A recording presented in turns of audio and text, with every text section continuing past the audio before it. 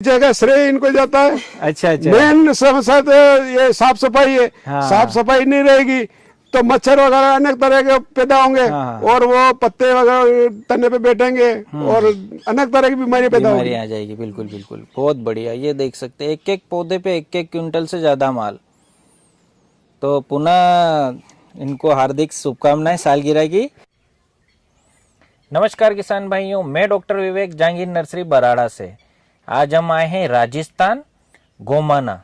भैया का इंट्रोडक्शन लेंगे। हाँ भैया, अपना परिचय दीजिए। मुकुंदलाल साहू, ग्राम गोमाना, तहसील छोटी सारडी, जिला प्रतापगढ़। अच्छा अच्छा। क्या आपने जो बगीचा लगाया है, हाँ। तो कैसा क्या रहा अनुभव, ये सब हम जानेंगे। सबसे पहले आपने कितने पौधे लगाए हैं? कुल कितने पौधे लगाए आपने? 600 पौधे लगाए। 600 पौधे लगाए। कितनी दूरी पर लगाए ये 6 बाई 8। 6 बाय 8 पे आपने बगीचा लगाया है। कौन सी वेराइटी का चयन किया था आपने? ताइवान 786 और बेबी। ताइवान रेड लेडी और रेड बेबी। आधे आधे पौधे दोनों। आधे आधे दोनों लगाए थे। लगाने का समय क्या है अपने? यही अप्रैल में। अप्रैल महीने में। किसान भाइयों, भैया ने 6 बाय 8 की दूरी पर बगीचा लगाया था अप्रैल माह में, जिसमें ताइवान रेड लेडी और ताइवान रेड बेबी दोनों वेराइटी के पौधे लगाए हैं। यहाँ पे हम इस बगीचे का पूरा व्यू जानेंगे, कैसा रहा और दोनों वेराइटी में क्या अंतर रहा, कौन सा फल ज्यादा अच्छा है, क्या मार्केट में बिक रहा है, सभी बातों की हम विस्तृत जानकारी भैया से लेंगे। अप्रैल महीने का ही क्यों चयन किया आपने? वो इस सीजन में फसल जल्दी पक जाती है। अच्छा। और मई में लगाएंगे तो उससे 1 महीना लेट होगा। हाँ। और जून में लगाएंगे तो 1 महीना और लेट होगा, और तो वो लेट भाव नहीं मिलेगा। भाव नहीं मिलेगा। और मई जून में गर्मी भी आ जाती है। गर्मी भी आ जाती है, पौधे परेशानी आती चलाने में। में। इसलिए भैया ने जो मार्च और अप्रैल राइट टाइम रहता है उसका चयन किया। लगाने के बाद बगीचा कोई परेशानी तो नहीं हुई आपको? नहीं, कुछ परेशानी नहीं आई है। वो 2 बार पोटास और डीएपी रिंग बना के दी हमने। हाँ। 2 बार दिए। अच्छा। फिर वापिस हमने उस धोलों पे मिट्टी चढ़ा दी। हाँ हाँ। फिर वापिस में 1 बार और खाद डीएपी खाद डाल के पिलाई कर दी। अच्छा। नहीं, जैसे सबसे पहले आपने बगीचा अप्रैल में लगाया, तो उससे पहले क्या किया आपने? उससे पहले उसको सबसे पहले हकाई जुताई की और धोले लगाए। खाद में, देसी खाद में क्या डाला? देसी खाद हमने गायों का कितना डाला? जैसे 1.5 बीघा है, 2 बीघा जमीन है, तो इसमें कुल कितना खाद डाला देसी? 2 ट्राली खाद डाला। 2 ट्राली देसी। ये हर साल डालते रहते हो? हर साल डालते हैं। अफीम भी बोते हैं इसी खेत में। इसी खेत में अफीम थी, तो अब उपजाऊ खेत है उपजाऊ खेत है ना। ये जो खेत देख रहे किसान भाइयों, ये अफीम क्रॉप हमारे नीमच जिले में होती है। 50 आरी का रकबा था पहले, अब रकबा इनका 10 आरी का हो गया। तो जो बचा हुआ हिस्सा था उसमें इन्होंने बगीचा लगाया। तो जो अफीम का रकबा रहता है उसकी भूमि काफी उपजाऊ रहती है। वहां पे हमारे किसान भाई हर साल देसी खाद डालते हैं। तो जो ये फसल आप देख रहे हैं, इसके पीछे का मेन रीजन है देसी खाद, जो इन्होंने प्रचुर मात्रा में पहले भी प्रयोग किया हुआ है और बगीचा लगाने से पहले भी 2 ट्राली के हिसाब से इन्होंने बीघे के हिसाब से डाला है। देसी खाद डाल दिया, खेत तैयार कर दिया। उसके बाद पौधे नाली से लगाए या ड्रिप से लगाए? नहीं, नाली से लगाए। नाली से लगाए। नालियां धोरे बना दिया पहले गीला कर दिया। हाँ। फिर वापस में खड्डा खोद के उसको रख दिया और पानी पिलाई कर दिया। अच्छा। नालियां कितनी कितनी दूरी पर बनाई आपने? ये 8 फीट की दूरी पे। 8 फीट पे नाली बनाई। पौधा कितने कितने फीट पे लगाया? 6 पे लगाया। भैया ने जो हमारी गाइडलाइन है 6 बाय 8, उसका पूरी तरह पालन किया। 8 फीट पे नाली बनाई और 6 फीट पे प्लांट लगाया। वेराइटी का चयन किया, तो कौन सी वेराइटी लगाई आपने? पहले साल हमने रेड लेडी 786 लगाया था। हाँ। तो इस साल हमने 2 चयन किए। 2 चयन किया। एक बेबी का भी किया। इस बार रेड बेबी भी लगा। हाँ। तो किसान भाइयों, भैया लगातार तीसरा बगीचा इनका 3 साल से लगातार लगा रहे हैं। पिछले 2 बार रेड लेडी लगाया था। इस बार हमने इनको रेड बेबी का ट्रायल का बोला था, तो उन्होंने रेड बेबी की तरफ भी ये गए। तो आधे आधे लगभग पौधे आपने लगाए। रेड लेडी और रेड बेबी के 300 प्लांट लगाए हैं। दोनों का हम डिफरेंशिएशन डायग्नोसिस भी हम करेंगे, क्या अंतर रहा, कैसे क्या रहा। तो रेड लेडी रेड बेबी जैसे अप्रैल में लगा दिया हमने नाली बना के। गर्मी में सिंचाई कितने कितने दिन में करते रहे आप? गर्मी में ज्यादा करनी पड़ती है और ये सिंचाई का ध्यान रखना पड़ता है। हाँ। सिंचाई दिन में मत करो आप। अच्छा, सुबह पहली करो बस, सुबह पानी पिलाओ। उनकी वो जड़ें नहीं कटेगी। अच्छा अच्छा। अगर दिन में पिलाएगी हम्म। तो जड़ें कटेगी, वो पौधे का ग्रोथ नहीं होगा, हाँ, सुबह के समय करो, और ये रोग वगैरह वगैरह भी ज्यादा आएंगे। ज्यादा आएंगे। वो क्या है, गर्मी में पिलाई करते उनकी जड़ें कट जाती है, अच्छा अच्छा। पौधा स्वस्थ नहीं चलता है। सिंचाई का समय किसान भाइयों भैया बता रहे जैसे सुबह के समय रखिए, और लाइट अगर सुबह नहीं है तो अपन शाम के समय भी शाम के समय भी पिला सकते हैं। शाम के समय में भी वो ये जमीन अपनी गर्म रहती गर्म ही है, रहती है, गर्म ही रहती है। और रात भर की भूमि ठंडी रहेगी तो अपन सुबह के समय सुबह के करेंगे, वक्त में अच्छा रहेगा, ज्यादा रिजल्ट। बेनिफिट मिलेगा। देख सकते हैं भैया, भैया ने सुबह के समय सिंचाई की थी, जैसे नालियों में की थी। नालियों में नाली के अलावा बीच में गर्मी में पानी आपने दिया था इसमें? नहीं दिया था ना। कितने कितने दिन में देते थे? ये करीबन 6-7 दिन में। 6-7 दिन में। जैसे आप नाली में पिलाते थे कि साथ में बीच में भी पानी नहीं, पिलाते? बीच में नहीं पिलाया था उस वक्त में, हाँ, केवल नाली में शुरू में 2 महीने तक तो नाली में सिंचाई हाँ, की। हाँ। फिर पौधा बड़ा हुआ होगा तो पौधा बड़ा होगा, उस मिट्टी को है जो ऊपर चढ़ा दिया, हाँ, फिर उस बीच वाले हिस्से वाले में तो मिट्टी पिलाई चढ़ाने का काम कब किया था आपने? मिट्टी चढ़ाने का यही मान लो आप 2 महीने बाद। 2 महीने बाद। अप्रैल में बगीचा लगाया था, उसके बाद जून के लगभग, बारिश से पहले। हाँ, मई जून बारिश से पहले दोले फिक्स कर दिए थे। ये नाली इन्होंने कैंसिल करके मिट्टी चढ़ा दी थी और बीच में पानी का सिस्टम रखा था। यहाँ पे महत्वपूर्ण बात यही है किसान भाइयों, शुरू में अगर हम नाली से पानी पिला रहे हैं तो भी जब बारिश होगी उससे पहले हमें पौधे के पास में मिट्टी चढ़ाना है, क्योंकि जो बारिश का पानी अगर तने के टच में आएगा तो जड़ सड़न तना सड़न होगा, तो उससे भी बचाव होगा। और बीच में इसकी जड़ें 2 महीने के बाद में डेवलप हो जाती है, तो उनको पानी प्रचुर मात्रा में चाहिए, तो आप बीच में फ्लड इरिगेशन कीजिए। इस फ्रूटिंग का मेन कारण यही है, पानी की अच्छी व्यवस्था रखी भैया ने। शुरू के 2 महीने में नाली से दिया, उसके बाद जैसी जड़ें विकसित हुई उन्होंने फ्लड इरिगेशन कर दिया। बारिश जैसे कैसी रही आपकी इस बार? इस बार अच्छी रही बारिश, बारिश बढ़िया रही। बीच में बारिश के समय पानी पिलाने का आपको मौका मिला ना। पानी एक महीने तक बरसात नहीं हुई थी। हाँ, फिर एक सिंचाई 2 सिंचाई की थी। 2 सिंचाई की थी। ये एक सेकंड पॉइंट है किसान भाइयों, हम अक्सर क्या करते हैं, बारिश में सिर्फ बारिश के भरोसे रहते हैं, और जब लंबा गैप हो जाता है उस समय अगर हम पानी नहीं पिलाते हैं तो हमारे फ्लावर ड्रॉप हो जाते हैं, वो फूल विकसित नहीं होते। फूल विकसित नहीं। भैया ने वहां पे ध्यान लगाया, बारिश का समय होते हुए भी फ्लड इरिगेशन किया। जैसे 10 दिन की गैप हुई, बारिश नहीं हुई तो आप पानी पिला दो, कोई इशू नहीं, क्योंकि उस समय पानी चाहिए पौधे को। अति पानी भी नहीं होना चाहिए, लेकिन 10 दिन से गैप से ज्यादा हो जाता है तो पानी पिलाना एक वो बात भी ध्यान रखने की है, जैसे एक छोटा पौधा रहता है, हाँ, तो उसमें फकड़े फूटते हैं, हाँ, तो उनको भी तोड़ते रहो। अच्छा अच्छा। इसमें अगर एक्स्ट्रा बांध चाहिए तो आपने उसको हटाते रहे, उसकी जरूरत नहीं लगी आपको। हाँ।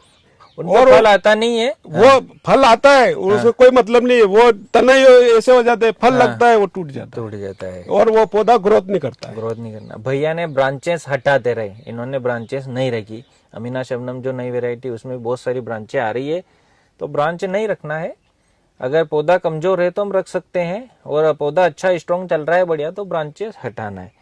उसके बाद बारिश हमारी निकल गई, उसके बाद फिर आया समय अपना बारिश के बाद का, तो उस समय सिंचाई का क्या रखा फिर आपने? बस सिंचाई ये 15 दिन के अंदर, मतलब सर्दी स्टार्ट हो जाए तो अवधि बता दो। अच्छा अच्छा। गर्मी के हिसाब से चलना पड़ता है। हाँ, क्लाइमेट जैसे जैसे क्लाइमेट कम हुआ तो सिंचाई दूरी कर दो उसकी। क्लाइमेट आपकी जमीन, धरती, इन सभी के ऊपर डिपेंड करेगा कैसे क्या आ रही है। स्प्रे, जैसे स्प्रे का, तो स्प्रे में कैसे क्या स्प्रे किया आपने? ये स्प्रे तो एक छोटा पौधे थे, हाँ, उस वक्त में मैंने 2 स्प्रे किए थे। हाँ, वो पौधा अपने इतनी हाइट का हो गया, हाँ, उसके बाद स्प्रे नहीं किया हमने। अच्छा अच्छा।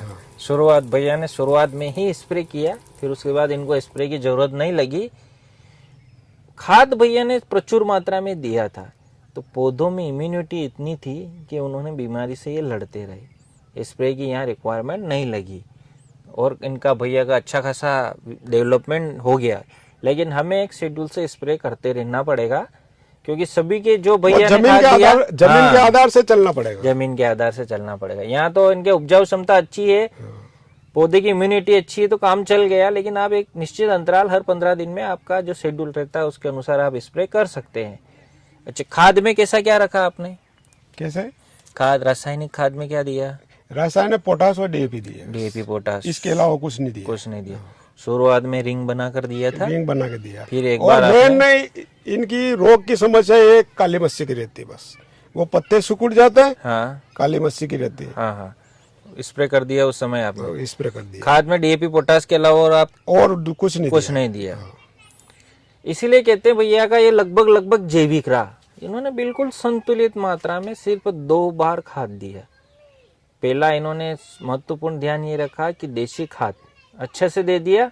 उसके बाद फिर रिक्वायरमेंट के आधार पर पौधा जब शुरुआती अवस्था का था तब एक बार रासायनिक दिया, और फिर जब बड़ा हो गया तो फिर एक बार बस मेन कारण इन पौधों का ये है कि पिलाई का ध्यान रखें, पिलाने का। ये आपको दवाई वगैरह बहुत निम्न प्रकार कम चाहिए। बस मेन से ये है कि सुबह की टाइम में पिलाई होनी चाहिए इनकी। सुबह पिलाना है, शुरू में। और दिन में पिलाओगे जड़ें सड़ेगी। हाँ, तो अनेक तरह के रोग आएंगे। हाँ, हाँ, वो पौधा भी स्वस्थ नहीं चलेगा क्योंकि जड़ें ग्रोथ नहीं करेगी। बिल्कुल बिल्कुल। तो जैसे दोनों वैरायटी लगाई, तो इनमें से अच्छा कौन सा लगा आपको? ये 786 अच्छा रहा। रेड लेडी से? रेड लेडी 786 ग्राहक भी मांग करते हैं, मैं खुले भी बेचता था। हाँ हाँ, तो क्या है कि जिसको भी दिया तो पपीते अच्छे मीठे हैं। मीठे लगे। हाँ, और ये लेडी वाला रेड लेडी है। हाँ, बेबी। तो बेबी, हाँ हाँ, बेबी में क्या है कि उसका कलर थोड़ा डाउन है।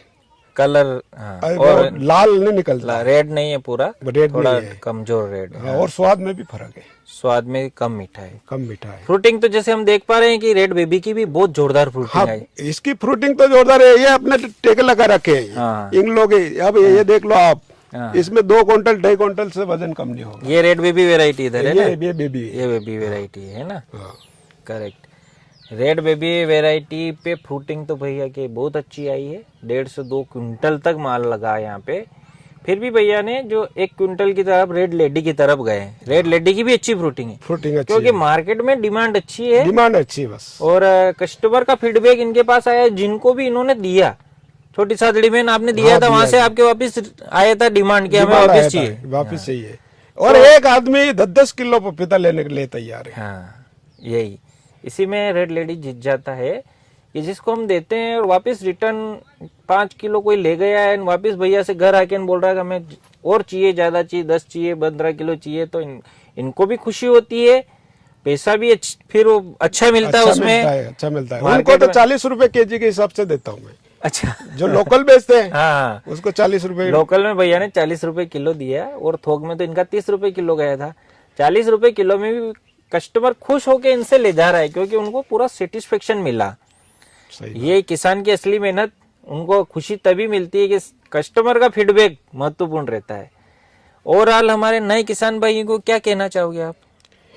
बस ये है कि ये 786 लगाओ और रख रखाव का ध्यान रखो। आपके खर्चा बहुत कम आएगा। पिलाई का भी इसमें महत्वपूर्ण यही है कि पिलाई आप टाइम से करोगे सुबह की टाइम में, तो आपको दवा का खर्चा कम करना पड़ेगा, रासायनिक खाद का खर्चा कम करना पड़ेगा, वो रोग भी कम आएंगे। बस यही ध्यान रखना है हम लोग। जैसे अभी आपके 600 प्लांट लगाए, तो आपका कुल खर्च कितना हो गया? नाम मात्र का खर्च हुआ है। यूं मान लो कि इन पपीतों समेत 20,000 रुपए का कुल खर्चा हुआ है। अच्छा, देखिए किसान भाई, मात्र भैया ने 600 पौधे 20,000 रुपए में, पौधे समेत है, प्लांट समेत। हाँ, वो लगाया, उनके भी पैसे आ गए। ये मान लो उनके पे निकाल दो तो 7-8 हजार रुपए का खर्चा किया मैंने। अच्छा अच्छा, पौधे लगाने समेत, हाँ। है ना? और पौधों का तो अलग है इसमें, पौधों का अलग है, पौधों का चार्ज है। पौधों का अलग निकाल दो आप। हाँ। उसके बाद में 7-8 हजार रुपए का खर्चा किया है। क्या बात है। भैया ने बगीचा लगाया है, तो इसमें देख सकते किसान भाइयों, बिल्कुल साफ सफाई है, कहीं पे भी कोई खरपतवार नजर नहीं आ रही है। तो भैया से जानकारी लेंगे कैसे क्या कोई स्प्रे किया या किस प्रकार से हैंडल किया इन्होंने।